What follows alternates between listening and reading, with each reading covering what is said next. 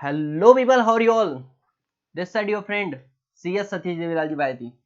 दोस्तों, अब मैं समझता हूँ जो टॉपिक मैं शुरू करने जा रहा हूँ, डिपॉजिट। मेरे सामने दो तरीके के बालक हैं। एक तो वो बालक है जिसने सर डिपॉजिट पढ़ा ही नहीं है। क्या उसने इस लेक्चर को पढ़ना है, देखना है? ये रिवीजन लेक्चर है, बोलूंगा बिल्कुल देख सकते हो। अगर भले ही आपने डिपॉजिट कभी पढ़ा नहीं भी होगा ना, इस लेक्चर को देखने के बाद में कॉन्फिडेंस आ जाएगा, डिपॉजिट को इजीली मैनेज कर सकते हैं, आपको समझ में आ जाएगा पूरा डिपॉजिट। और अगर कोई बच्चा ऐसा होगा सर जिसने मेरे से डिपॉजिट बहुत डिटेल में पढ़ चुका है, लेकिन सर उसको ये नहीं समझ में आ रहा है सर समटू कैसे है, समिटी कैसे इसको, क्योंकि आपने तो बहुत डिटेल में पढ़ा दिया, राइट? तो ये वाला लेक्चर देख के उसको पूरा का पूरा डिपॉजिट लर्न हो जाएगा। अब जो कैटेगरी 1 वाला बच्चा रहेगा या बच्ची रहेगी वॉटेवर, वो क्या बोलेंगे, सर मुझे भी डिपॉजिट को लर्न करना है, सिर्फ समझना नहीं है। तो आपको नहीं लगता आपके एक्सपेक्टेशन बहुत ज्यादा हो रहे हैं? तो ऐसे केस के लिए आपने क्या करना है, पहले इस टॉपिक को देखना है समझने के पर्पज से, और दूसरी बार जब इस लेक्चर को देखोगे, आप समझ लो ये लेक्चर कोई ब्लेसिंग से कम नहीं है आप लोगों के लिए। आपको पूरा डिपॉजिट लर्न हो जाएगा बच्चों, ठीक है?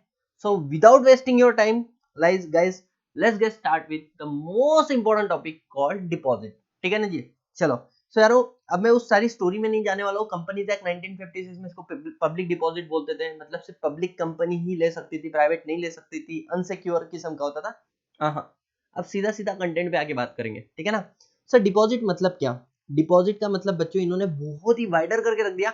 एनी बोल दिया, देखो देखो, deposit includes any receipt of money, any receipt of money, चाहे वो डिपॉजिट के नाम से लिया हो, चाहे वो लोन के नाम से लिया हो, या एनी अदर फॉर्म में। मतलब सर शेयर एप्लीकेशन पैसा भी कैसे आया, वो डिपॉजिट माना जाएगा? बोले हाँ, डेफिनेशन तो वही बोल रहा है ना। सर अपने कस्टमर ने अपने को पैसा दिया होगा एडवांस में, वो भी, अरे हाँ, डेफिनेशन को पढ़ के तो वही लगता है ना। एनी रिसिप्ट, एनी रिसिप्ट, क्या इन्होंने बाइफर्केशन किया? ये नहीं वो नहीं, नहीं, any receipt of money will be consider as deposit.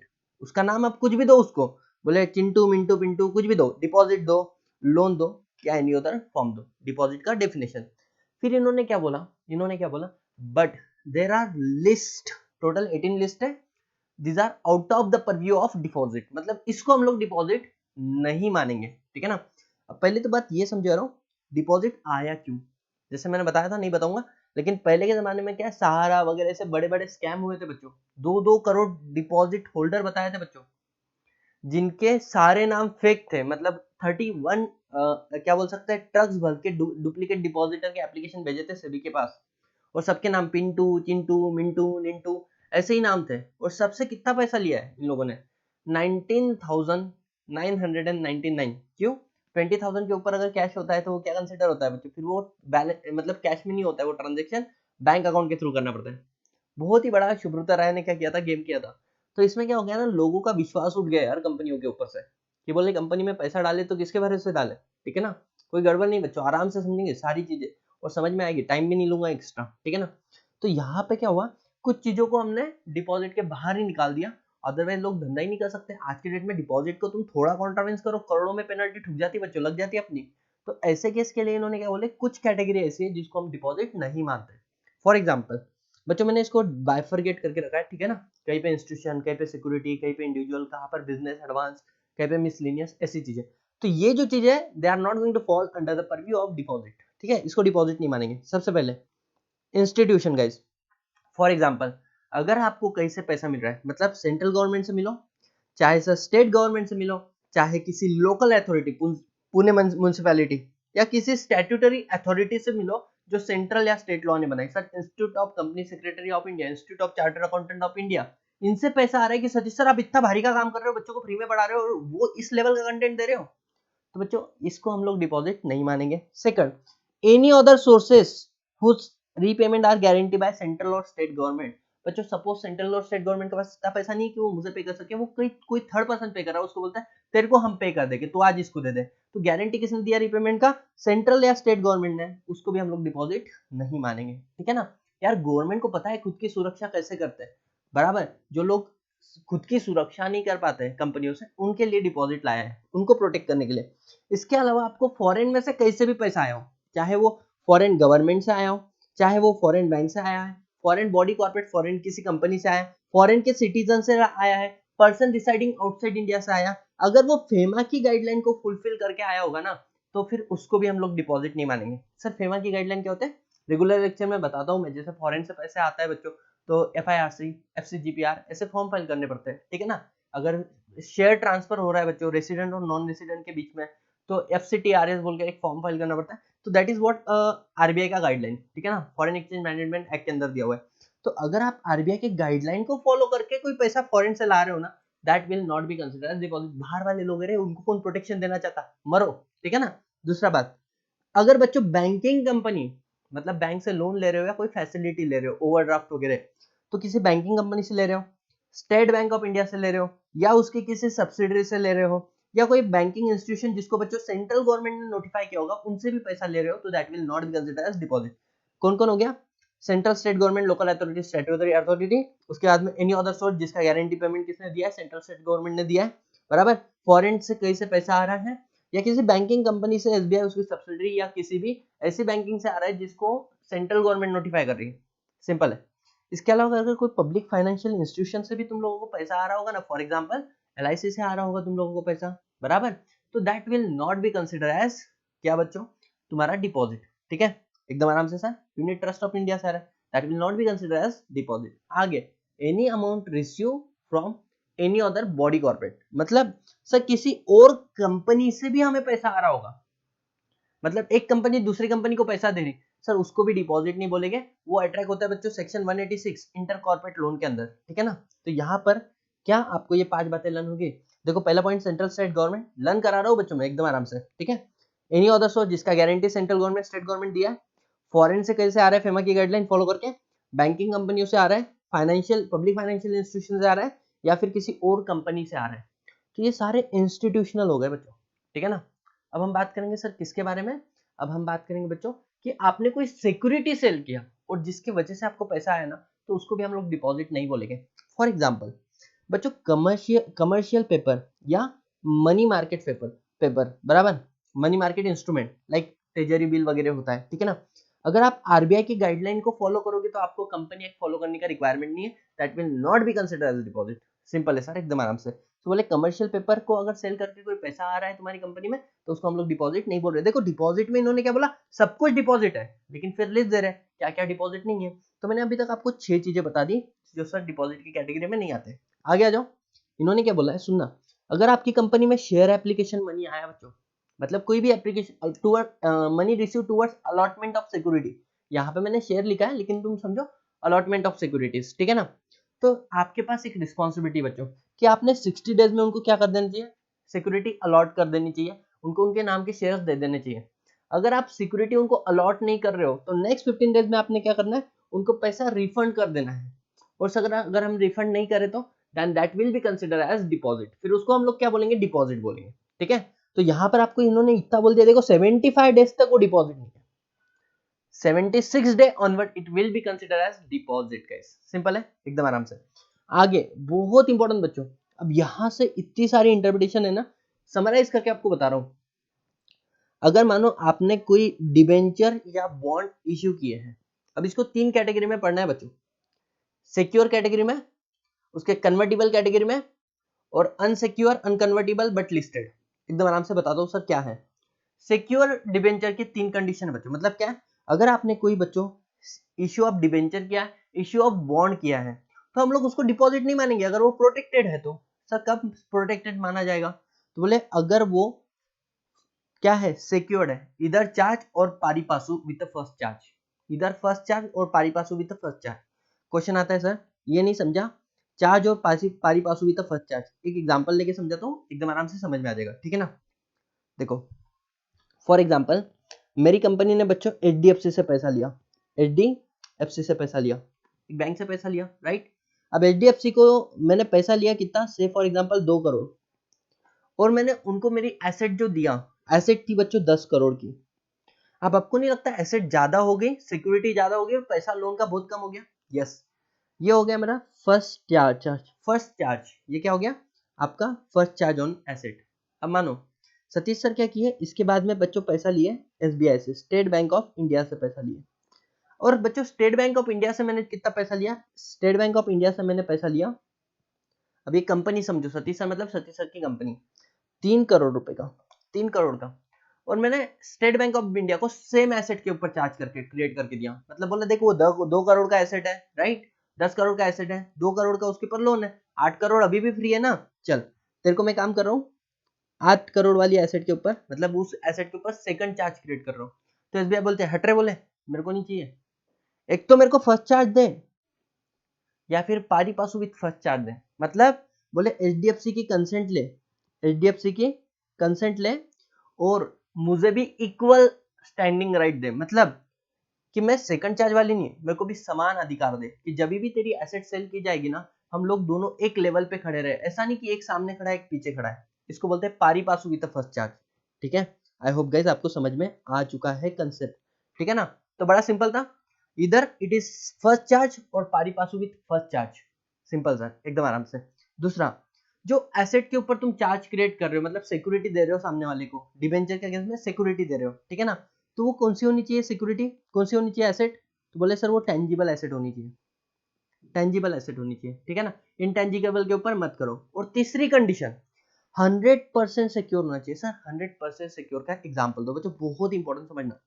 मानो बच्चों मैंने डिपॉजिट लिया है कितना, 100 करोड़ का, और अब इसके ऊपर इंटरेस्ट जाएगा बच्चों, 10% रेट ऑफ इंटरेस्ट है मानो, या 8% रेट ऑफ इंटरेस्ट है, कितना, 8% रेट ऑफ इंटरेस्ट है पर एनम, तो इसको टोटल कितना हो जाएगा एक साल के बाद में, ये 8 CR और 108 CR, ठीक है, ये टोटल डिपॉजिट मैच्योर अमाउंट है एक साल के बाद में।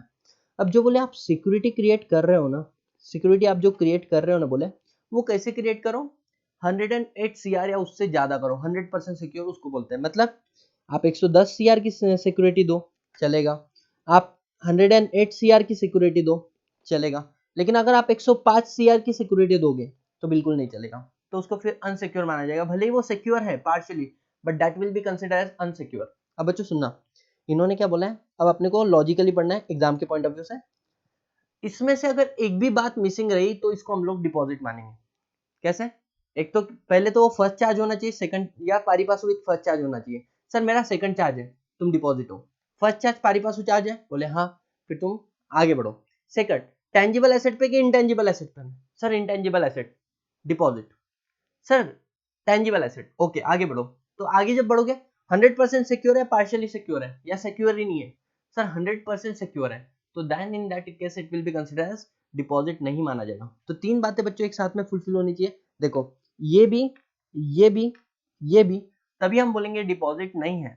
अगर सर ये और ये सेटिस्फाई हो रहा है, ये सेटिस्फाई नहीं हो रहा है, या फिर ये और ये सेटिस्फाई हो रहा है, ये सेटिस्फाई नहीं हो रहा है, अगर एक भी चीज सेटिस्फाई नहीं हो रही तो फिर उसको डिपॉजिट माना जाएगा। मतलब सर फर्स्ट चार्ज होना चाहिए, पारी पास ऊपर फर्स्ट चार्ज होना चाहिए, टेंजिबल एसेट के ऊपर होना चाहिए, 100% सिक्योर होना चाहिए, सिंपल है, yes sir, then in that case it will not be consider as deposit, एकदम आराम से, एकदम आराम से, यस मालिक।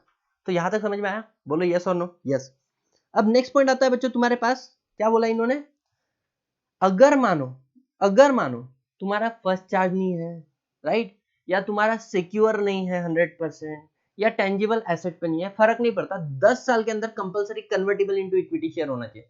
मतलब सर कंपलसरी कन्वर्टिबल होना चाहिए, आज डिबेंचर दे रहे हैं लेकिन 10 साल के अंदर इसको हम इक्विटी में कन्वर्ट कर देंगे, तो कहीं ना कहीं आश्वासन दे दिया ना तुमको, इक्विटी में तुम टर्न हो जाओगे, यस और नो, फिर इसको डिपॉजिट नहीं माना जाएगा।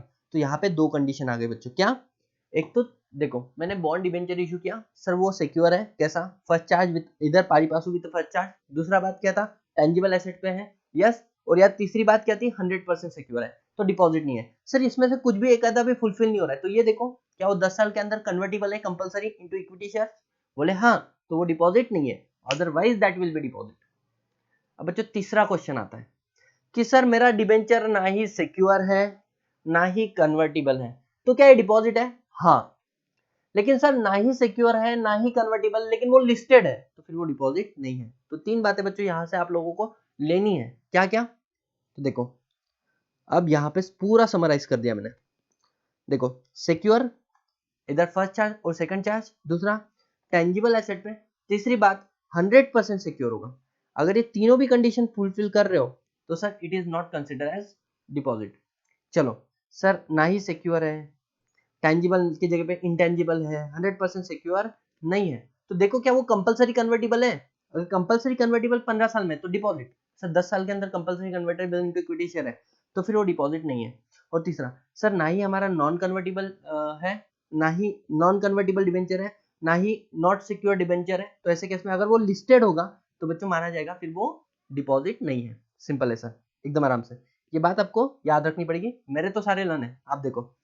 अब अगर आपको पैसा बच्चों डायरेक्टर से आया होगा, मतलब कैसे सर, आपकी कंपनी चाहे पब्लिक कंपनी हो चाहे प्राइवेट कंपनी हो, अगर डायरेक्टर से पैसा आ रहा है तो that will not be consider as deposit. Sir private company में ज्यादा एडवांसमेंट है, मतलब एडवांटेज है। क्या है सर, प्राइवेट कंपनी बच्चों सिर्फ डायरेक्टर से तो नहीं, डायरेक्टर के रिलेटिव से भी पैसा ले सकती है। पब्लिक कंपनी ले सकती है, नहीं ले सकती। तो इन्होंने क्या बोला, इंडिविजुअल के केस में डायरेक्टर से पैसा आया तो नॉट डिपॉजिट बराबर, और रिलेटिव ऑफ डायरेक्टर से आया in case of private company that will not be consider as deposit. Condition ये है बच्चों, यहाँ पे एक स्टार लगा देना, ठीक है, कि सर वो जो पैसा दे रहे हैं ना, that is not out of borrowing, मतलब वो खुद का पैसा होना चाहिए, ऐसा नहीं होना चाहिए वो किसी और से ले रहे हैं और तुमको दे रहे हैं, तो उनको डिक्लेरेशन देना पड़ता है this money is not out of borrowing.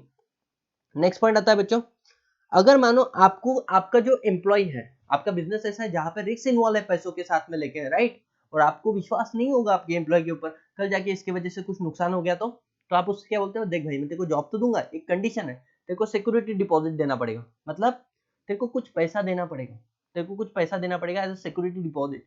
कल जाके हमारी कंपनी को अगर तेरे वजह से कुछ भुगताना करना पड़ा या लॉस होता है तो देन इन दैट केस हम इसको क्या करेंगे बच्चों, फॉरफिट कर लेंगे। अब बच्चों आराम से, एकदम आराम से सोचियो, ठीक है ना। तो अगर सिक्योरिटी डिपॉजिट आ रहा है तो सर उसको डिपॉजिट बोले, आंसर इज यस।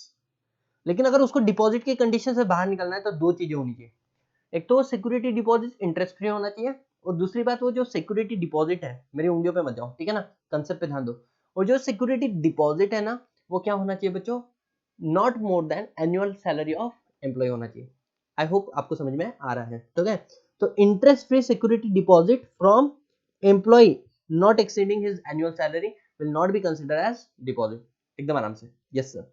तीसरा, सर अनसिक्योर लोन लिया है फ्रॉम प्रमोटर। अब इसके पीछे की कंडीशन है बच्चों, क्या मानो मेरी कंपनी है, कंपनी बैंक के पास गई पैसा लेने के लिए, ठीक है, तो बैंक ने या फाइनेंशियल इंस्टीट्यूशन ने ये कंडीशन डाल दी कि यार हम तुमको तभी पैसा देंगे जब तुम्हारी कंपनी का जो प्रमोटर है ना वो भी पैसा देगा, वो भी तुमको पैसा देंगे, तभी हम आपको पैसा देंगे, अदरवाइज हम आपको पैसा नहीं देंगे।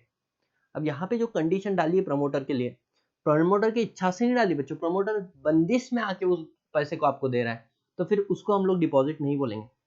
अब सर सुनना, जैसे ही आपने उस बैंक का पैसा दे दिया, प्रमोटर का पैसा बच्चों क्या हो जाएगा, आपको देना पड़ेगा, अदरवाइज ये डिपॉजिट माना जाएगा उस दिन से, ठीक है।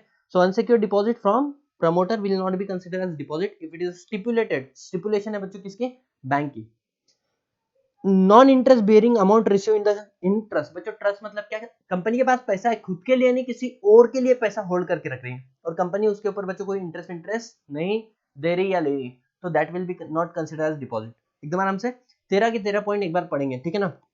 Sir central government, state government, any other source जिसको गारंटी सेंट्रल स्टेट गवर्नमेंट दिया, फॉरेन इंस्टीट्यूशन से फेमा की गाइडलाइन के हिसाब से, बैंकिंग बच्चों के इंस्टीट्यूट से आ रहा है, बैंकिंग एसबीआई से सब्सिडरी वगैरह, पब्लिक फाइनेंशियल इंस्टीट्यूशन से, या बच्चों एनी अदर कंपनी से। इसके बाद में बच्चों कमर्शियल पेपर इशू करके या any other money market instrument या शेयर एप्लीकेशन मनी जिसको 75 डेज तक will not be consider as deposit अगर आप प्रॉपर अलॉटमेंट करते हो।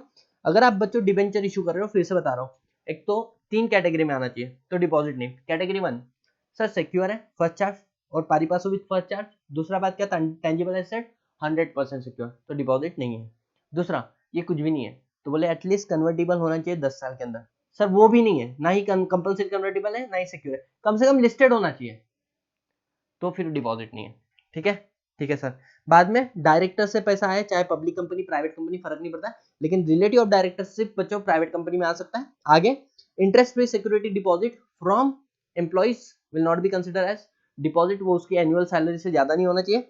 Unsecure loan from the promoter as a stipulation of the bank, और उसके बाद में बच्चों non interest bearing amount receive in the case of trust. तो यहां तक मैं मानता हूं आपको मैंने 13 पॉइंट तो बहुत आराम से लर्न करा दिया, एक्चुअली ये 12 पॉइंट है, मैंने एक पॉइंट को डबल खींच डाला था यहाँ पे, एनी अदर अमाउंट रिसीव जिसका guarantee repayment guarantee central state government दिया, ये है ना पहले ही पॉइंट का पार्ट है, लेकिन मैंने उसको थोड़ा सा अलग कर दिया सो दैट समझने में आसानी हो जाए, एकदम आराम से सर।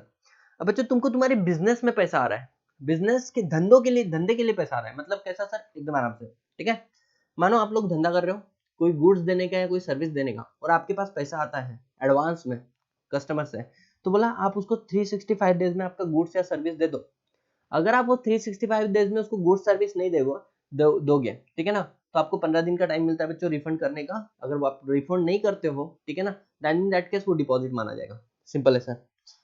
अगर बच्चों इमूवेबल प्रॉपर्टी का केस होगा तो वहां पे 365 डेज तो मैटर ही नहीं करता है ना। देखो मेरे पास गुड्स, मेरे को किसी ने बोला कि सर हमको है ना खर्रा सप्लाई करना, खर्रा या विमल या कुछ भी, बोलो हाँ या ना, yes.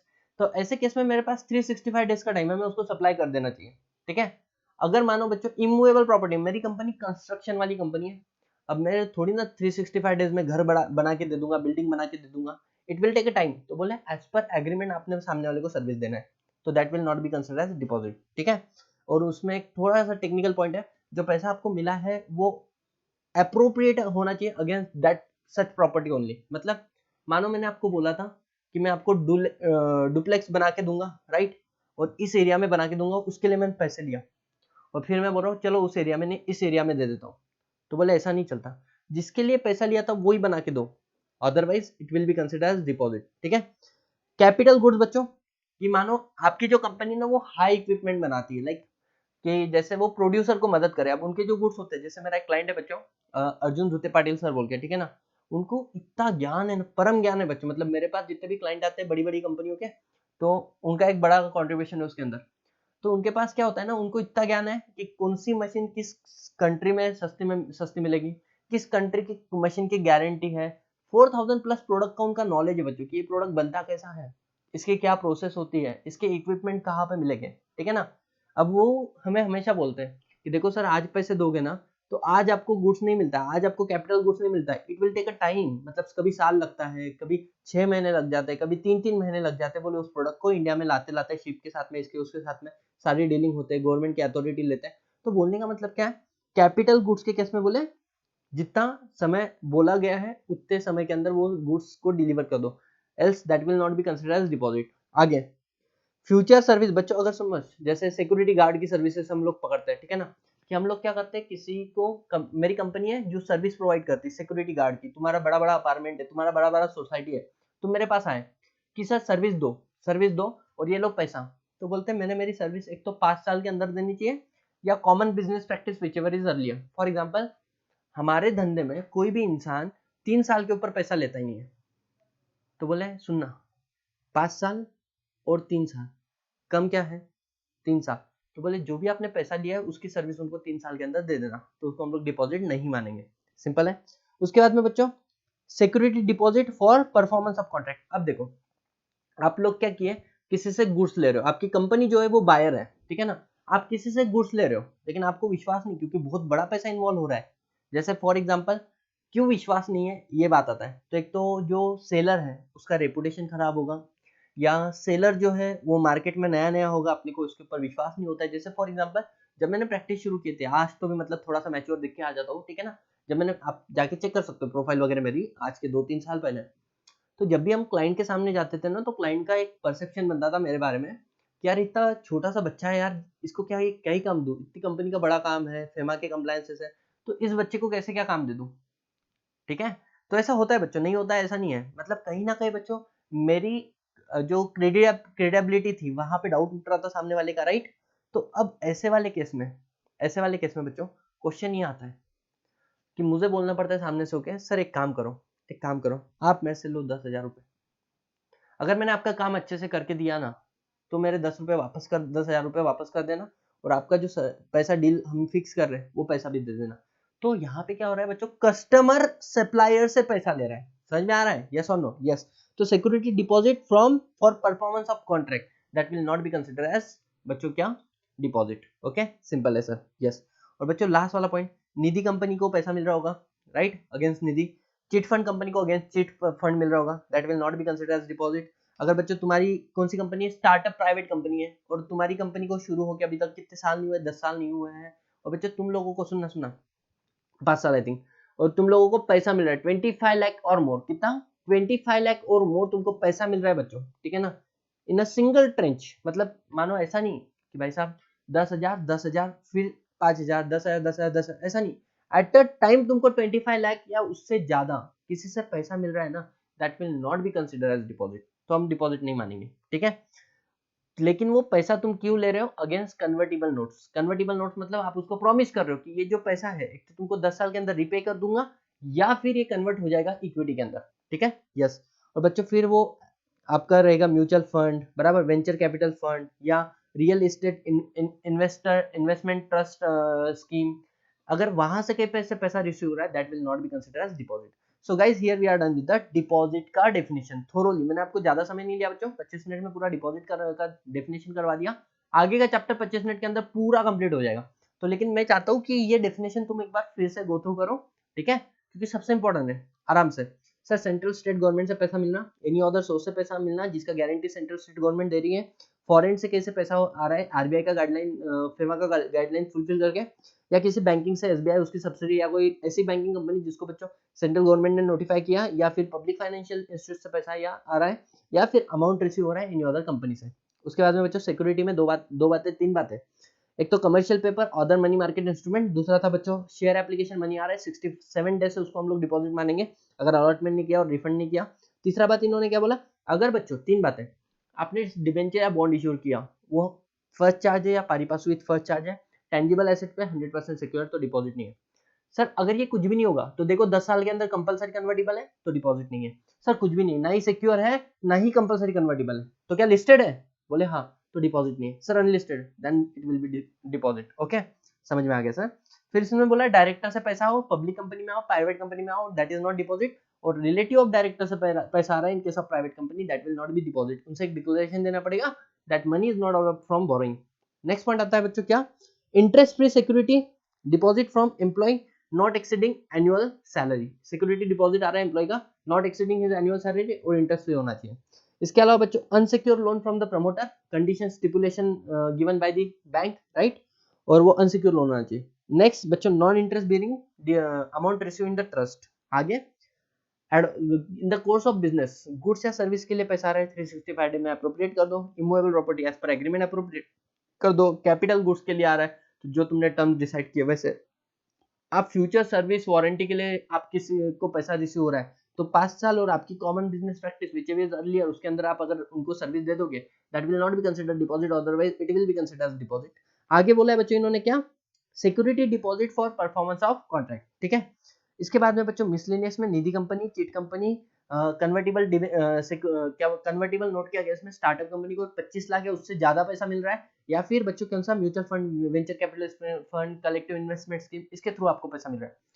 So this is all exhaustive about list जो डिपॉजिट नहीं होती है। इस पे काफी क्वेश्चन बनते हैं, ठीक है ना। एकदम आराम से आगे बढ़ते बच्चों, ठीक है। आगे क्वेश्चन आपके सामने ये आता है, फोकस करो, एक काम करो, वीडियो को पॉज करो and take 3 breathe in and breathe out, like hold on, गड़बड़ नहीं है।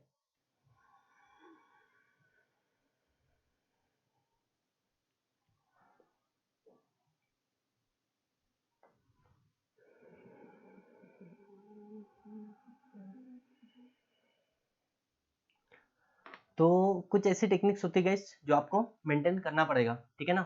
चलो, so let's get start with deposit वाला, एकदम आराम से। तो अब ध्यान देना, डिपॉजिट जो है दो तरीके की कंपनी को मैं यहाँ पे डिवाइड करता हूँ। एक तो होती है इलिजिबल कंपनी और एक होती है नॉन इलिजिबल कंपनी। अगर पब्लिक से पैसा लेना है, किससे पैसा लेना है, पब्लिक से पैसा लेना है, then your company should be eligible company, your company should be eligible to take money from public guys, right? If your company is not eligible company na, so you cannot take money from public, you can take money from your member only. Are you guys clear? एकदम आराम से। अगर sir public से पैसा लेना है तो मेरी कंपनी एलिजिबल होनी चाहिए। अगर सर पब्लिक छोड़ो, सुना सुना सुना, अपने मेंबर से पैसा लेना है ना, अरे तुम एलिजिबल हो तो भी ले सकते हो, तुम नॉन एलिजिबल हो तो भी ले सकते हो। मेंबर के साथ में कोई लफड़ा नहीं बच्चों, मेंबर के साथ में कोई प्रॉब्लम नहीं है, लेकिन बाहर मुंह मारना होगा। तो बोले सक्षम रहो, सक्षम रहो। Are you guys? अब एलिजिबल कंपनी एरा गैरा नत्तू गैरा तो नहीं रहेगा ना, बड़ा कंपनी रहेगा, ठीक है ना। तो एलिजिबल कंपनी कौन है उसके बारे में बाद में बात करेंगे, लेकिन यहां तक समझ में आया कि भाई साहब जो एलिजिबल कंपनी है ये पब्लिक से भी पैसा ले सकता है और ये सर मेंबर से भी पैसा ले सकता है। लेकिन जो नॉन एलिजिबल कंपनी है बच्चों, क्या वो पब्लिक से पैसा ले सकता है? Answer is no sir, public से पैसा not allow, completely prohibited. Sir member से पैसा ले सकते हैं अपने डिपॉजिट के रूप में, बोले हाँ मेंबर से आप डिपॉजिट ले सकते हो, सिंपल है। अब सर एलिजिबल कंपनी कौन है, आराम से बात करेंगे, गड़बड़ मत करो, लॉजिकली सीक्वेंस क्रिएट किया उसके साथ में चलो। तो बोले एलिजिबल कंपनी अगर कौन सी है बच्चों, तुम्हारी नॉन गवर्नमेंट कंपनी है। नॉन गवर्नमेंट कंपनी बच्चों, गवर्नमेंट कंपनी में काफी भयंकर अमेंडमेंट आया हुआ है, ठीक है ना, देख लेना एक बार। तो अगर तुम्हारी कंपनी नॉन गवर्नमेंट कंपनी है ना, तो तुम बच्चों पब्लिक से, P stand for public, M stand for member, right, 25% पैसा ले सकते हो, एंड मेंबर से मैक्स टू मैक्स 10% पैसा ले सकते हो, इससे ज्यादा नहीं। मतलब इन टोटल कितना सर, 35%। सर ऐसा चलेगा क्या, मैं मेंबर से 25% लूं और पब्लिक से 10%? Not allow, not allow. अगर तुम नॉन गवर्नमेंट कंपनी हो, मेंबर से ज्यादा में ज्यादा बच्चों तुम कितना ले सकते हो, 10%, और पब्लिक से तुम ज्यादा में ज्यादा कितना ले सकते हो सर, 25%। एकदम आराम से, एकदम आराम से, यस। सेकंड चीज बोला है, तुम अगर इलिजिबल कंपनी हो और तुम गवर्नमेंट कंपनी हो, तुम एलिजिबल कंपनी हो और तुम गवर्नमेंट कंपनी हो, मतलब 51% of paid up share capital is held by either central government or state government or state governments or partly by central government or partly by state government or state governments, ठीक है। अगर पैसा hold किया है तो then in that case बच्चों आप 35% ले सकते हो, पब्लिक और मेंबर से मिला के, कोई परसेंटेज का बाइफर्केशन नहीं है सर। पब्लिक से 10% और इधर से 25 चलेगा, ठीक है सर। पब्लिक से 20 इधर से 15 चलेगा सर। पब्लिक से 1% मेंबर से 34% चलेगा सर। पब्लिक से 2% और मेंबर से 34% नहीं चलेगा, 36% हो रहा है। कैप इज 35%, कैप इज 35%, लेकिन उसके अंदर क्या तुमको रेशियो रखना है वो तुम डिसाइड करो रे बाबा, ठीक है। तो आई होप आपको एलिजिबल पब्लिक कंपनी का लिमिट पता चल गया, मैक्सिमम डिपॉजिट कितना ले सकते हैं, सिंपल है सर। एक हिंट दे देता हूँ बच्चों, जो एलिजिबल कंपनी होती है ना, वो सिर्फ और सिर्फ पब्लिक कंपनी होती है, वो प्राइवेट कंपनी नहीं होती। Eligible company is always and always, always and always public company, not a private company, simple sir. Non eligible company बच्चों, नॉन एलिजिबल कंपनी अगर होगी तुम्हारी, ठीक है ना, तो ऐसे केस में तुम पब्लिक से तो ले ही नहीं सकते, तुम किससे ले सकते हो, सिर्फ और सिर्फ मेंबर से। अब सर मानो, so from public it is absolute prohibition, you can not take even a single penny from public. आगे इन्होंने बोला है, अगर तुम नॉन एलिजिबल पब्लिक कंपनी हो ना, नॉन एलिजिबल पब्लिक मतलब तुम पब्लिक कंपनी हो और एलिजिबल नहीं हो, तो तुम पब्लिक से कुछ भी नहीं ले सकते, मेंबर से मैक्सिमम 35% ले सकते हैं। कितना, 35% मेंबर से ले सकते हैं, not more then that, not more then that. एकदम आराम से सर, क्लियर हो रहा है, यस। सेकंड चीज आता है बच्चों तुम्हारे सामने कि सर अगर मैं आईएफएससी पब्लिक कंपनी हो, आईएफएससी प्राइवेट कंपनी हो, या मैं प्राइवेट कंपनी हो, तो बच्चों तुम पब्लिक से तो ले ही नहीं सकते हो, प्राइवेट कंपनी पब्लिक से तो ले ही नहीं सकते हो, तुम किससे ले सकते हो सर, मेंबर से। और कितना ले सकते हो, 100%। कितना ले सकते हो बच्चों, 100%। मतलब अब ये जो क्वेश्चन आ रहा है ना सर, 100%, 10%, 25%, 35%, ये किसका, तो बच्चों ये तीन बातें, paid up share capital, free reserve और सिक्योरिटी प्रीमियम अकाउंट। क्या बोल दिया, paid up share capital, free reserve and security premium amount, इसका हम लोग बोल रहे हैं 35%, 10%, 25%, ठीक है ना, छोड़ो। तो एक बार आराम से सर, आईपीएससी पब्लिक कंपनी और प्राइवेट कंपनी कितना ले सकती है, 100% of their paid up share capital, free reserve and security premium account.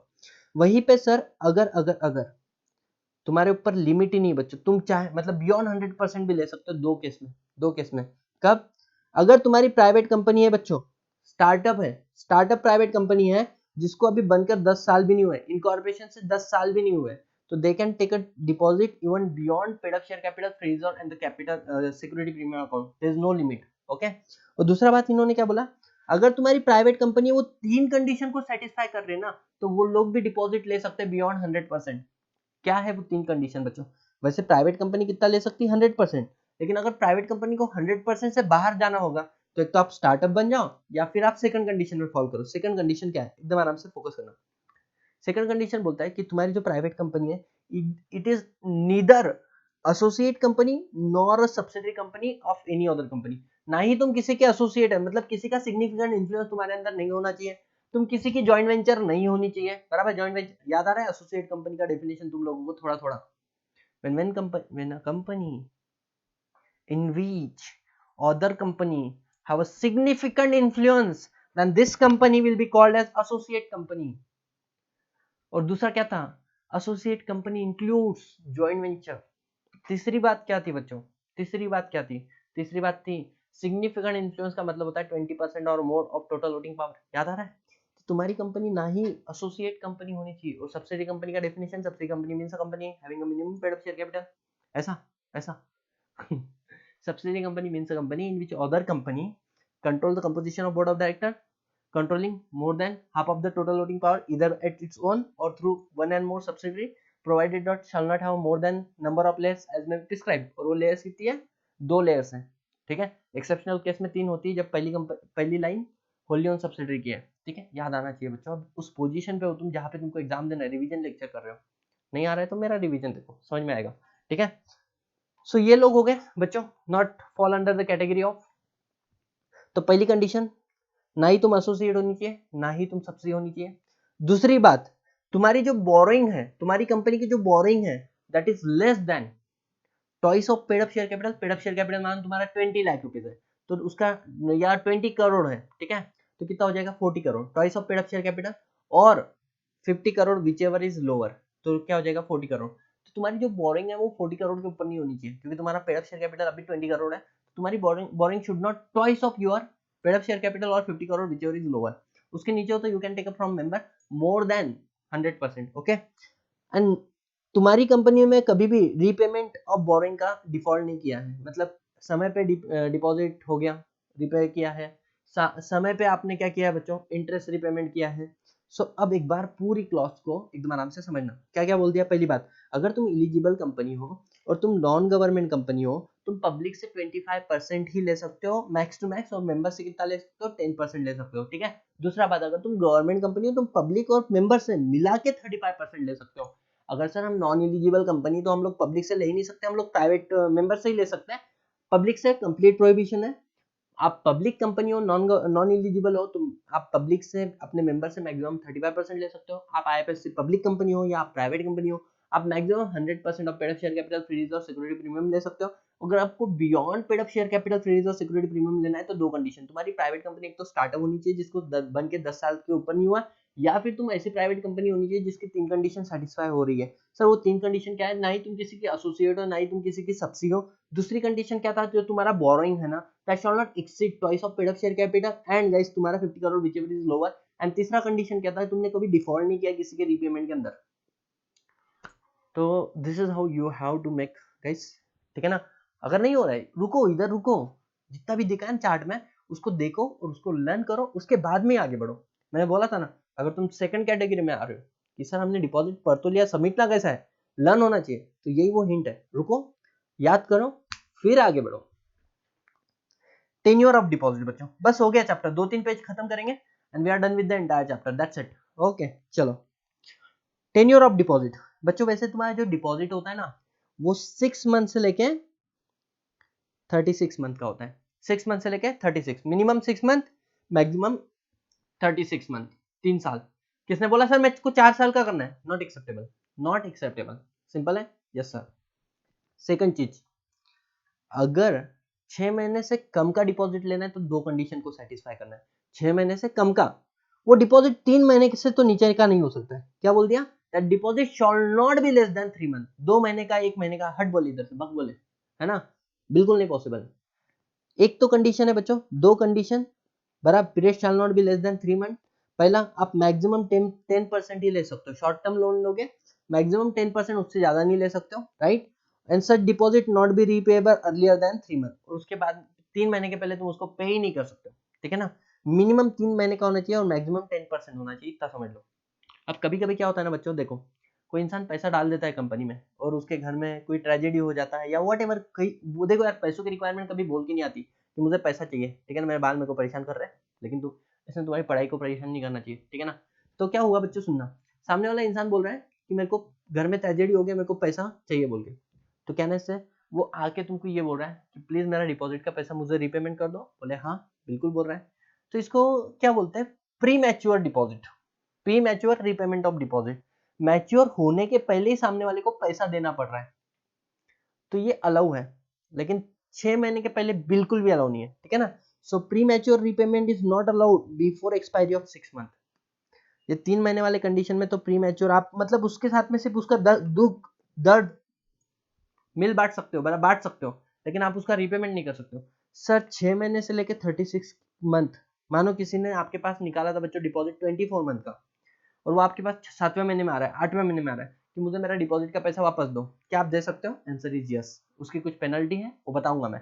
So after 6 month but before expiry of tenure of deposit, 24 month सामने वाले का मान के चलो, after 6 month but before expiry of tenure of deposit, okay, pre mature repayment possible है, लेकिन जो rate of interest आप दोगे ना उसको रिड्यूस करना पड़ेगा 1% for the period of deposit जो कंपनी के साथ में था। अब बच्चों को इसका कंसेप्ट भी नहीं समझ में आता है, मैं आपको एकदम लॉजिकली समझाता हूँ, ठीक है। से फॉर एग्जांपल हमारी कंपनी का पॉलिसी ये है, अगर तुम 6 महीने का डिपॉजिट हमारे साथ में रखोगे तो विल पे यू 6%, बराबर।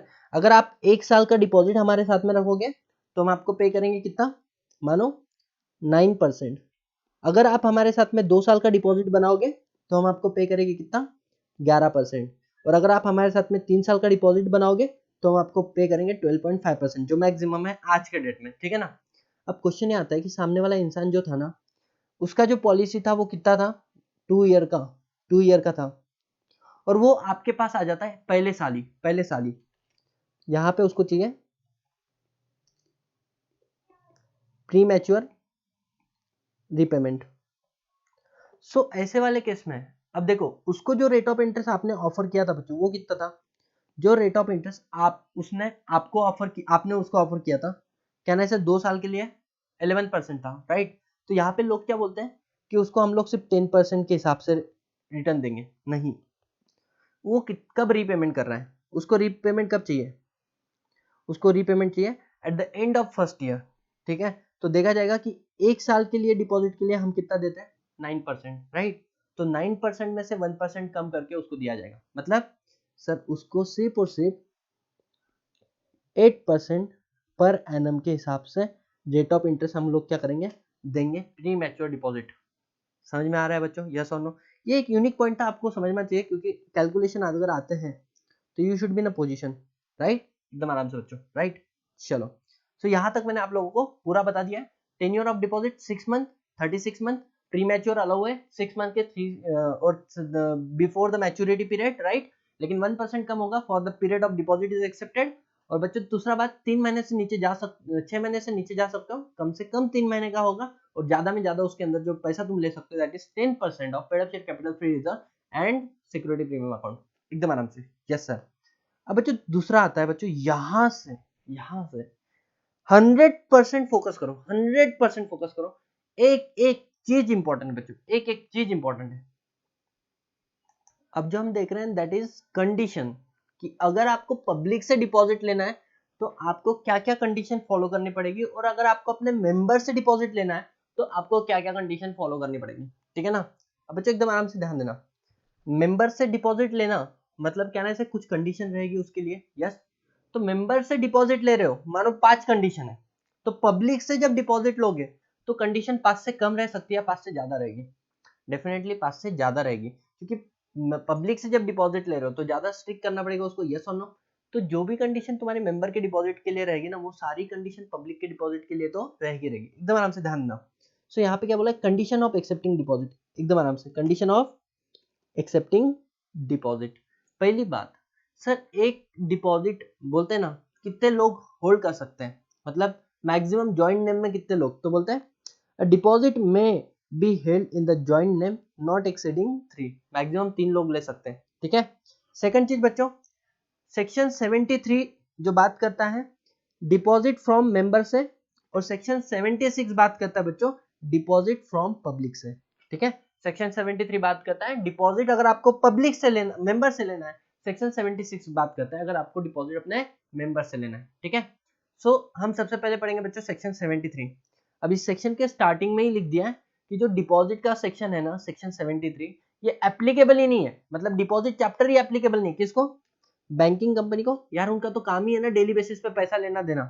नॉन बैंकिंग फाइनेंशियल कंपनी या हाउसिंग फाइनेंशियल कंपनी, इन लोगों पे बच्चों ये चैप्टर एप्लीकेबल ही नहीं है, इन लोगों पे चैप्टर एप्लीकेबल नहीं है, तो थम्स अप एकदम आराम से, बराबर। इन लोगों पे चैप्टर एप्लीकेबल ही नहीं है, चाहे आप बैंकिंग हो, नॉन बैंकिंग फाइनेंशियल कंपनी हो, या हिंदू क्या सॉरी आपका हाउसिंग फाइनेंस कंपनी हो। अगर मानो इसके अलावा आप non banking non financial company हो, मतलब नहीं बैंकिंग हो नहीं financial company, non banking non financial company हो, और अगर आपको बच्चों अपने मेंबर से डिपॉजिट लेना है तो टोटल कितनी कंडीशन सर? 5 कंडीशन है। 5 कंडीशन है बच्चों। सबसे पहले आपको एक बोर्ड रिजोल्यूशन और ऑर्डिनरी रिजोल्यूशन पास करना पड़ेगा। बोर्ड रिजोल्यूशन बोर्ड मीटिंग में होता है, ऑर्डिनरी रिजोल्यूशन बच्चों जनरल मीटिंग में होता है। सिंपल है सर, समझ में आया। सेक्शन 73 सबसेक्शन 1 क्या बोलता है बच्चों? ये यही बोलता है कि no person can accept deposit from public unless until आप सेक्शन 76 को फॉलो नहीं करो। जब तक आप सेक्शन 76 को फॉलो नहीं करोगे आप पब्लिक से डिपॉजिट नहीं ले सकते हो। दूसरा बात ये बोलता है सेक्शन 73 कि ये जो डिपॉजिट चैप्टर है ना, ये इनके ऊपर एप्लीकेबल नहीं है, बैंकिंग, नॉन बैंकिंग, फाइनेंशियल और हाउसिंग फाइनेंस कंपनी के ऊपर। तीसरा बात क्या बोलता है सेक्शन 73 सबसेक्शन 2 बराबर, आपको ध्यान नहीं देना है सेक्शन के ऊपर, लर्न हो जाएगा। मैं विश्वास दिलाता हूँ लर्न हो जाएगा, अभी ध्यान मत दो बच्चों। पांच चीजें हैं। अगर डिपॉजिट एक्सेप्ट करना है पब्लिक से, इस 5 चीजों को पूरा कर लो रे बाबा। तुम पब्लिक से नहीं, मेंबर से 5 चीजों को पूरा कर लो, तुम मेंबर से डिपॉजिट ले सकते हो बच्चों। तुम मेंबर से डिपॉजिट ले सकते हो। कितनी चीजें? 5 चीजों को कंप्लीट कर लो। 5 चीजों को बच्चों प्रणाम करो। क्यों प्रणाम करना है? एग्जाम में आती है, एग्जाम में आती है बच्चों, इसलिए। ठीक है ना?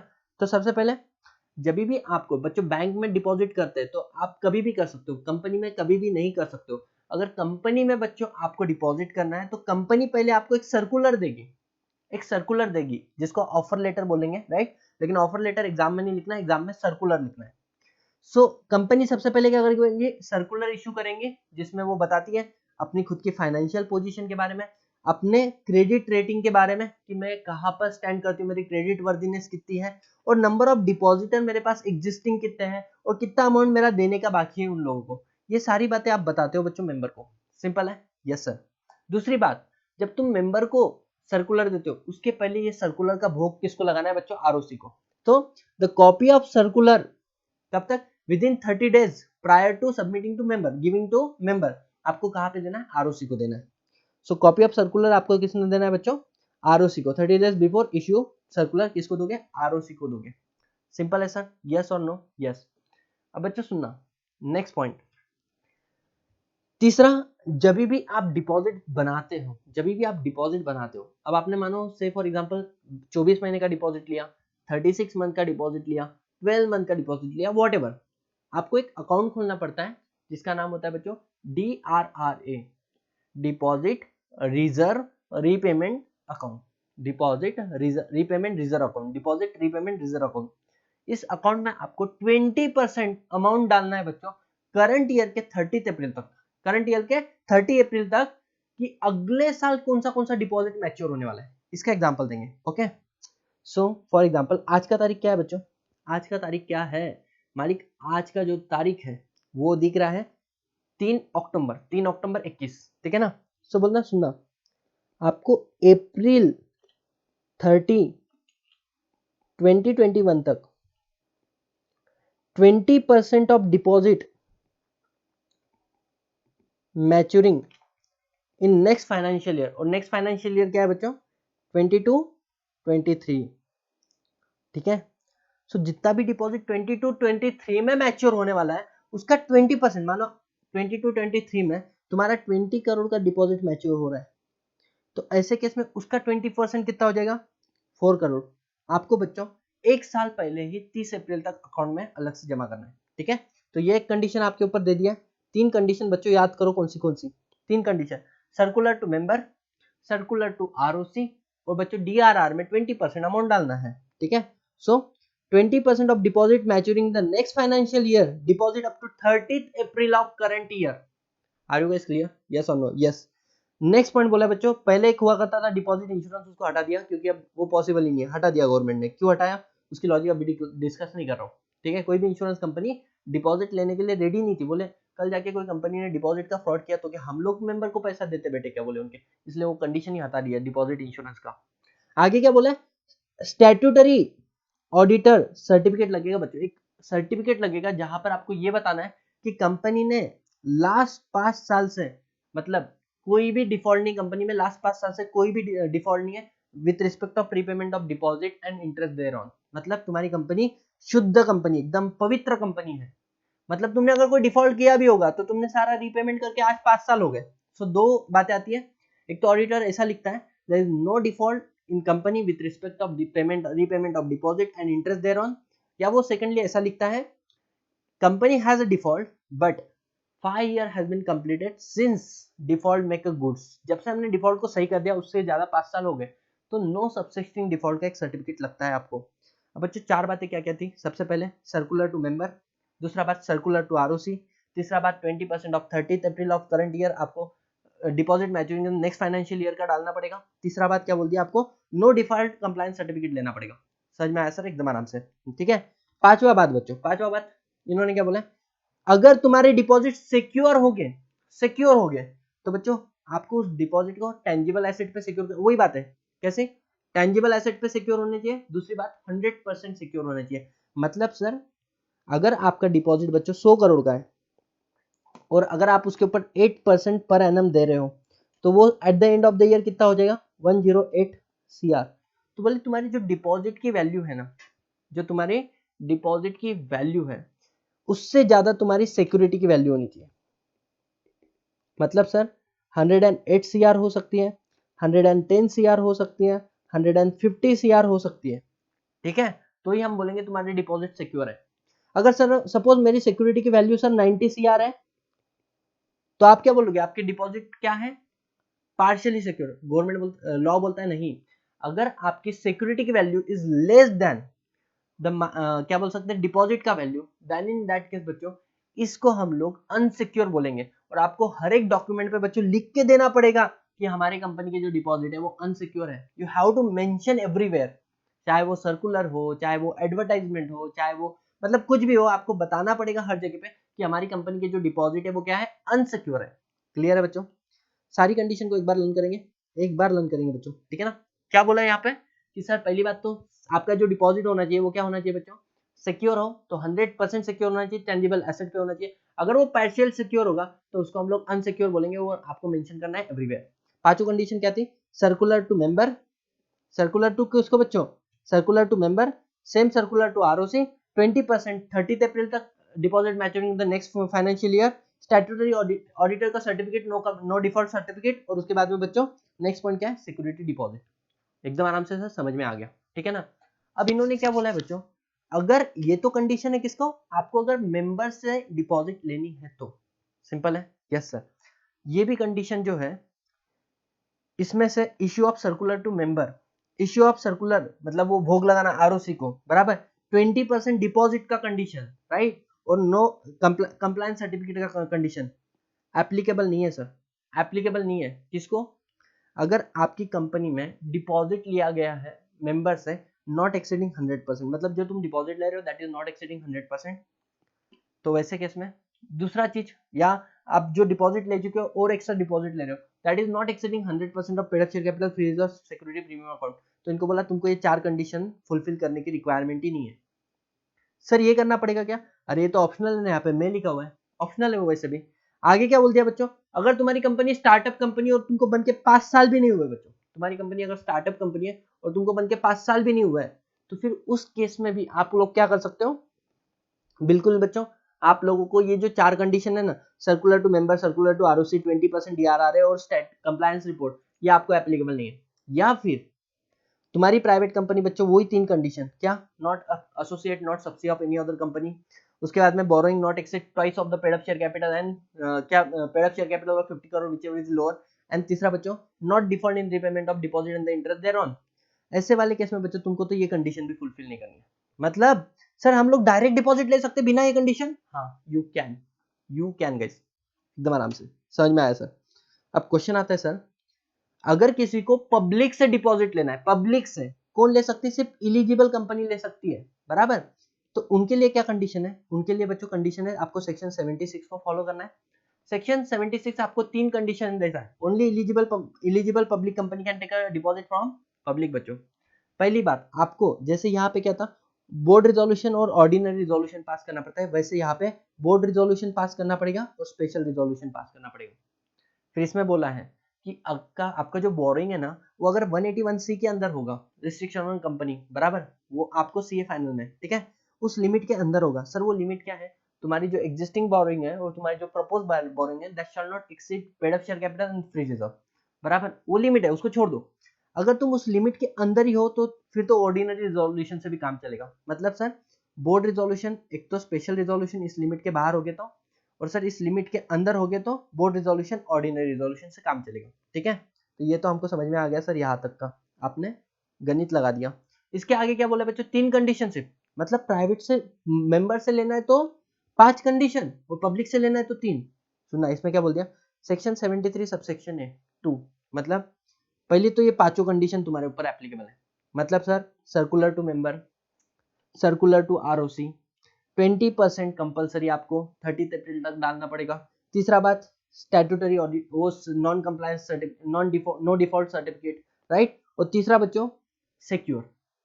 आगे क्या बोला है, आपको क्रेडिट रेटिंग लेनी पड़ेगी क्रेडिट रेटिंग एजेंसी से, आपको क्रेडिट रेटिंग लेनी पड़ेगी क्रेडिट रेटिंग एजेंसी से, जो बताता है इन्वेस्टर को कि तुम्हारी कंपनी में डिपॉजिट करना चाहिए या नहीं करना चाहिए।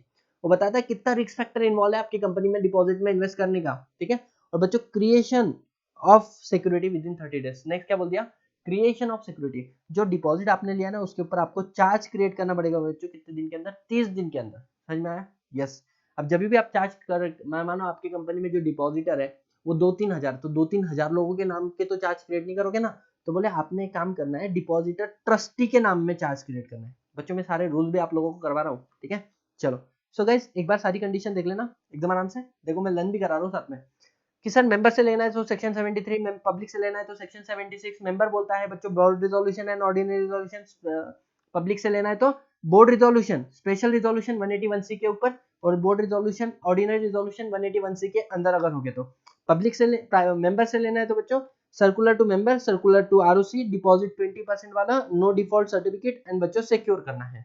ठीक है, इसमें भी एग्जाम्पशन है, प्राइवेट कंपनी जिसका deposit that not exceed 100% of paid up share capital free reserve and the security premium account, startup company 5 साल नहीं हुए बनके, और तीसरा बच्चों प्राइवेट कंपनी जो 3 कंडीशन को फुलफिल कर दे, not associate subsidy, not borrowing shall not exceed twice of paid up share capital 50 crore whichever is lower, and तीसरा बच्चों तुमने डिफॉल्ट में कोई प्रॉब्लम नहीं किया तो तुमको ये वाली कंडीशन फुलफिल नहीं करनी। कौन से circular to medical, circular to ROC, 20% deposit, और बच्चों चौथा बात क्या था, स्टैट्यूटरी ऑडिटर का कंप्लायंस, नो डिफॉल्ट सर्टिफिकेट। ठीक है, आगे अगर आपको पब्लिक से एक्सेप्ट करना है, और ये बात है सिक्योर कर सकते हो आप कंपनी के डिपॉजिट को, अनसिक्योर हो गए तो आपको शब्द स्पेसिफिकली बताना पड़ेगा।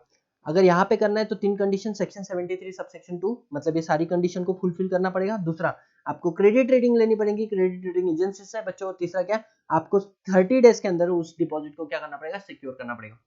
सिंपल है सर, समझ में आया। ठीक है, तो बच्चों सेक्शन 73 पूरा आपके आंखों के सामने देखो। सेक्शन 73 सबसेक्शन 1 क्या बोला, पब्लिक से डिपॉजिट लेने के लिए सेक्शन 76 को फॉलो करो। याद आ रहा है, मैंने बताया था डिपॉजिट नॉट एप्लीकेबल, चैप्टर 5 जो है सेक्शन 73 से लेके 76 एप्लीकेबल नहीं है। Banking company, non banking financial company, housing finance company. तीसरी बात, मेंबर से डिपॉजिट अलाउ है, राइट। उसके आगे क्या लिखा है, सेक्शन 73 सबसेक्शन 2, 5 बातें लिखी थी बच्चों, circular to member, circular to ROC, DRRA, deposit repayment, reserve account, no default certificate and security. याद आ रहा है। सेक्शन 73 सबसेक्शन 3 बहुत ही फालतू बात करता है, ये बोलता है कि अगर आपने डिपॉजिट लिया होगा तो उसका रीपेमेंट समय पे कर देना, deposit repayment with interest on due time. Section 73 subsection 4 बोलता है अगर कंपनी फेल कर जाती है डिपॉजिट पे करने के लिए तो एनी मेंबर मतलब डिपॉजिट होल्डर, बराबर। यहाँ पे आप लिख सकते हो, थोड़ा सा करेक्शन कर देंगे, एनी डिपॉजिटर सीधा एनसीएलटी के पास जाके आपकी कंप्लेंट ठोक सकता है बच्चों। ठीक है, और सुनना जो आपने डीआरआरए में 20% पैसा डाला है ना, उसको सिर्फ और सिर्फ बोले डिपॉजिट रीपेमेंट के लिए ही यूज करना, किसी और पर्पस के लिए यूज मत करना, फालतू बात है। तो कहने से बच्चों हमारा सेक्शन 73 पूरा लर्न हो गया, बोलो हाँ है ना, पूरा इन डिटेल में आपको बताया हो। आगे बढ़ते बच्चों। ठीक है, अब अपनी वो डाउट जो है ना तुम्हारे मन में कि सर इलिजिबल कंपनी कौन है, अब समझना, अब ये सही समय है। इलिजिबल कंपनी के बच्चों 4 बातें, एक तो वो हमेशा हमेशा पब्लिक कंपनी रहेगी, सिंपल है। दूसरा, एक तो उसका नेटवर्थ 100 करोड़ से ज्यादा होना चाहिए या उसका टर्नओवर 500 करोड़ से ज्यादा होना चाहिए। तीसरा बात, जब भी वो लोगों से पैसा लेगी तो उसको स्पेशल रिजोल्यूशन पास करके बच्चों मेंबर का कंसेंट लेना पड़ेगा। लेकिन अभी मैंने पढ़ाया था आपको कि अगर सर हम विद इन 181C के अंदर हमारी बोरोइंग है तो हम वहां पे ऑर्डिनरी रिजोल्यूशन से काम चल जाएगा। तीसरा बात बच्चों, file resolution with ROC before acceptance of deposit. बच्चों ये भी बात हम लोगों को पता है कि हम लोगों को क्या करना है, सर हमें आरओसी के साथ में क्या करना है, जो भी स्पेशल रिजोल्यूशन तुम फाइल करोगे इसका स्पेशल रिजोल्यूशन आरओसी के साथ में फाइल करना है। सिंपल है सर। आगे बच्चों, अब कंडीशन क्या है बच्चों पब्लिक से डिपॉजिट लेने की? पब्लिक से सेक्शन 73 सबसेक्शन 2, आपको ये सारी कंडीशन लर्न हो गई, जल्दी बताओ। Circular to member, circular to ROC, DRRA 20% 30 April तक मैच्योरिंग नेक्स्ट फाइनेंशियल ईयर, और सिक्योरिटी वाला बात, ठीक है। इसके अलावा बच्चों उन्होंने बोला क्रेडिट रेटिंग लेनी है आपको। अब क्रेडिट रेटिंग के बारे में थोड़ा सा बता दूं, तो बोले shall not be below than the minimum investment grade. बच्चों जैसे क्रेडिट रेटिंग होती है triple A, double A, triple B, double B, B, C और डी। तो जैसे जैसे मैं नीचे जा रहा हूँ ना तो बुरी बुरी रेटिंग, सी डी मतलब डिफॉल्ट कंपनी, बराबर, सी मतलब एकदम risky highest risk investment, right. तो आपकी जो क्रेडिट रेटिंग होनी चाहिए जो मिनिमम स्पेसिफाई की गई है उतनी होनी चाहिए, उससे कम ज्यादा नहीं, मतलब ट्रिपल डबल बी वाला होता है वो, ठीक है ना।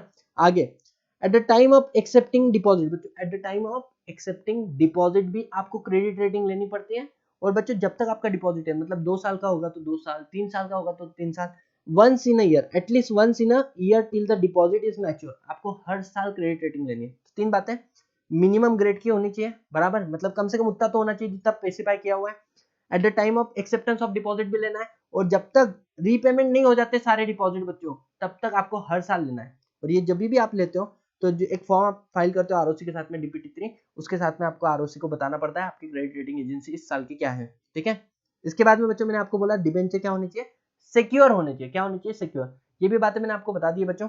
सिक्योर मतलब पहली बात तो टेंजिबल एसेट पे होनी चाहिए, राइट। दूसरा पॉइंट मैंने बता दिया था, एसेट का वैल्यू जो है वो डिपॉजिट और इंटरेस्ट के वैल्यू से ज्यादा होना चाहिए, कम होगा तो उसको अनसिक्योर बोलते हैं। और तीसरी बात बच्चों, आप किसके फेवर में सिक्योरिटी क्रिएट करोगे? तो डिपॉजिटर ट्रस्टी के फेवर में क्रिएट करोगे, सिंपल है। Yes sir.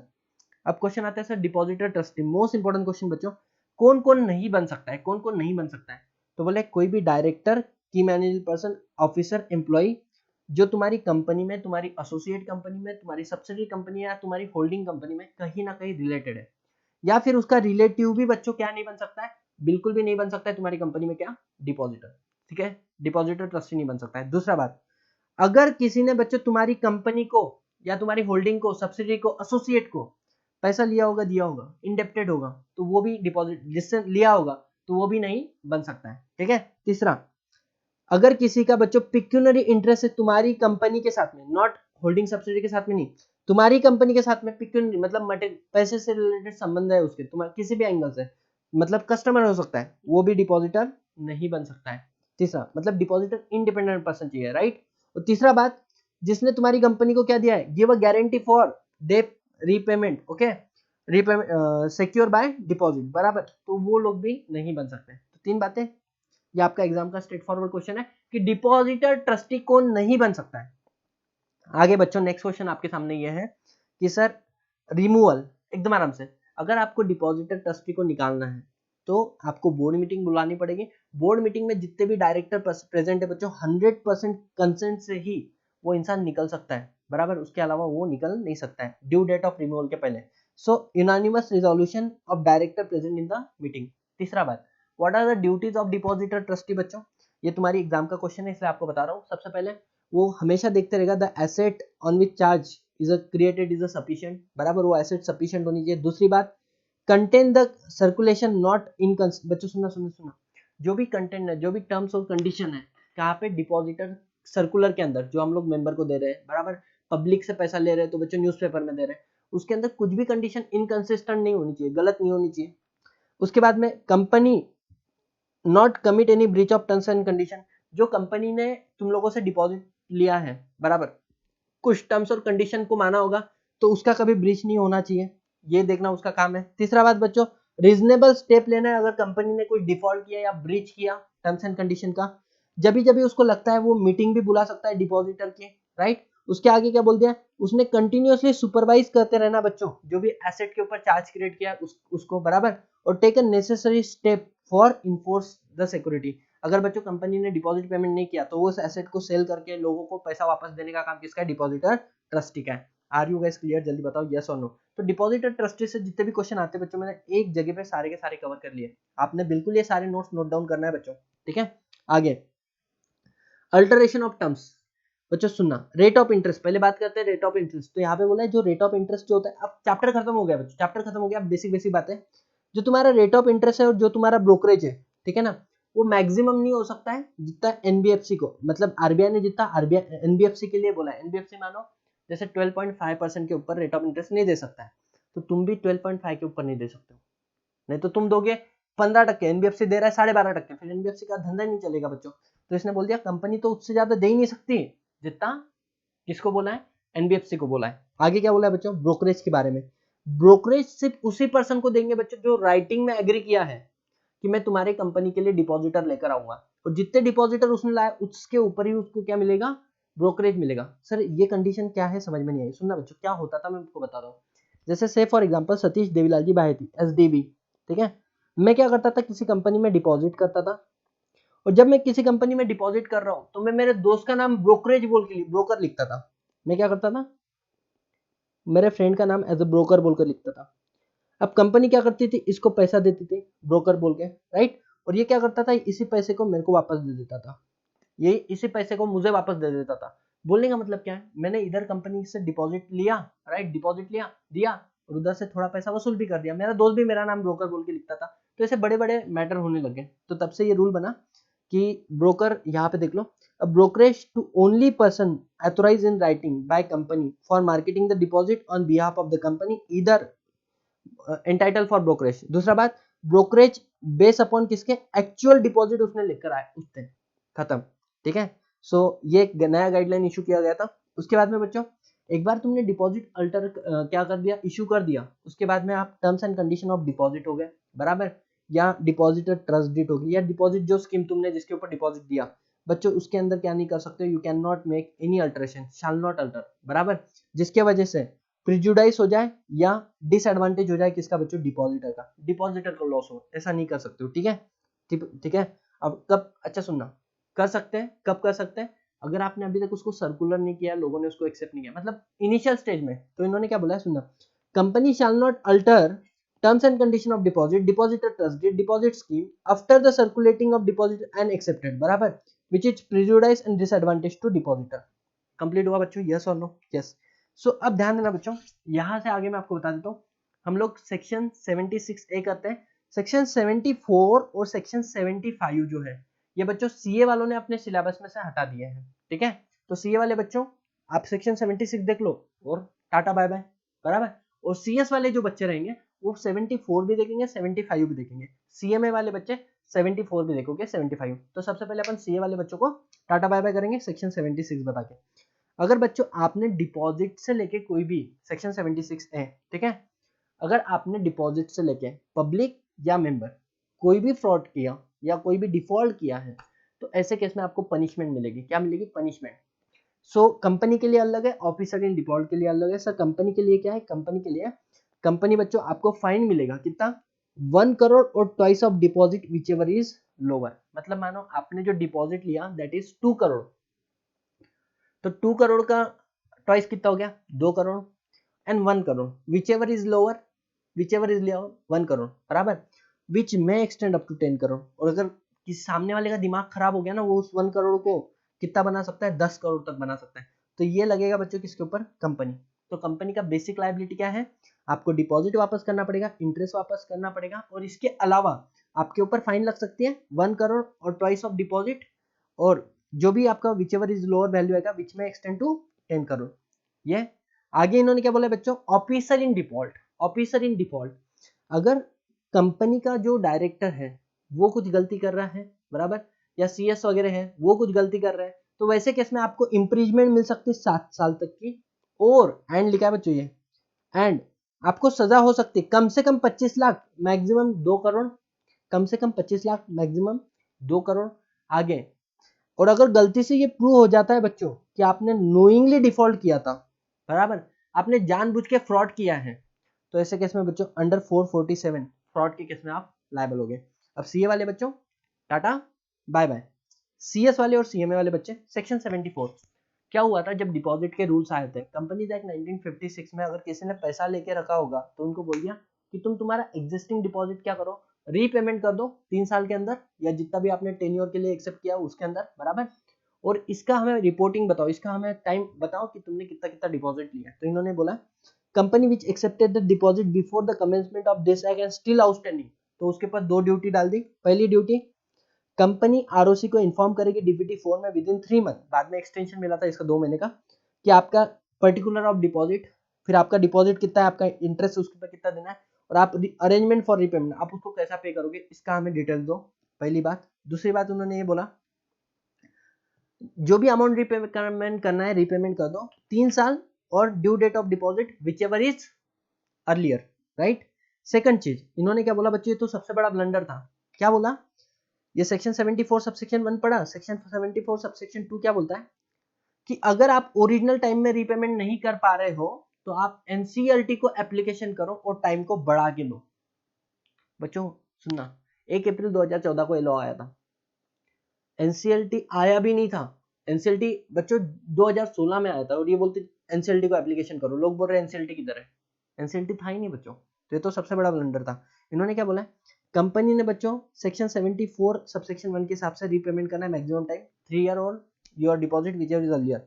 अगर अनेबल टू पे हो, आप पे नहीं कर पा रहे हो, अगर आप पे नहीं कर पा रहे हो, ठीक है, तो ऐसे केस में आपने एप्लीकेशन डालना है एनसीएलटी को, जो आपकी इस टाइम लिमिट को एक्सटेंड कर सकता है।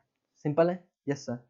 अब सेक्शन एनसीएलटी बच्चों में अलाउ एज में डीम फिट, वो आपका टाइम एक्सटेंड कर सकता है, बट बिफोर पासिंग ऑर्डर वो क्या देखेगा, आपकी कंपनी की फाइनेंशियल पोजीशन क्या है, आपने का कितना डिपॉजिट देना है, कितना इंटरेस्ट देना है, और एनी अदर फैक्टर वो आपको चेक करेगा। नेक्स्ट पॉइंट क्या बचा है, सेक्शन 74 सबसेक्शन 3 बोलता है, सुनना, ये बोलता है अगर फिर भी आप ओरिजिनल टाइम में, मतलब सेक्शन 74 सबसेक्शन 1 3 ईयर और deposit whichever is earlier, या एक्सटेंडेड टाइम एनसीएलटी ने दिया 74 सबसेक्शन 2 के अंदर, विचेवर इन समय के अंदर भी अगर आप डिपॉजिट पे नहीं कर पाए तो कंपनी लाइबल रहेगी बच्चों मिनिमम 1 सीआर मैक्सिमम 10 सीआर, और ऑफिसर इन डिपॉजिट लाइबल रहेगा बच्चों कितना, मिनिमम 25 लाख मैक्सिमम 2 करोड़, या फिर 7 साल की सजा, या फिर दोनों, मतलब ये भी और ये भी। सिंपल ऐसा समझ में आ गया, ठीक है। अब बच्चों नेक्स्ट पॉइंट सेम है, कुछ भी नहीं है। अगर मानो सेक्शन 74 ये बोलता है, ये देखो आपको इतनी तो सजा लगने वाली है, लेकिन अगर गलती से ये पाया गया कि तुम्हारी कंपनी ने डिफॉल्ट मतलब क्या किया है, फ्रॉड किया है, फ्रॉड किया है मतलब डिपॉजिट लिया था टू फ्रॉड डिपॉजिटर, बराबर, या फिर एनी फ्रॉडुलेंट पर्पज से तुमने डिपॉजिट लिया है, तो बोले तुम्हारी कंपनी को तो जो सजा लगेगी वो लगेगी, प्लस जो तुम्हारे ऑफिसर इन डिपॉजिट लेंगे बच्चों उसको सेक्शन 447 के अंदर लाइबल किया जाएगा। आई होप गाइस आपको सब कुछ समझ में आ गया। विद दिस ये चैप्टर भी खत्म हो गया। एक छोटा सा बात यहाँ पे ये रह गया था कि जो आपका डिपॉजिट आप सर्कुलर इश्यू करोगे, आरओसी को फाइल करते हो वो वैलिड कब तक होता है, तो बोले 6 month from the closure of financial year that is 30 सितंबर, और ड्यू डेट ऑफ और डेट ऑफ एजीएम, अगर तुम्हारी एजीएम मानो जून में होगी तो 30 सितंबर जून, विच एवर इज लिया जून।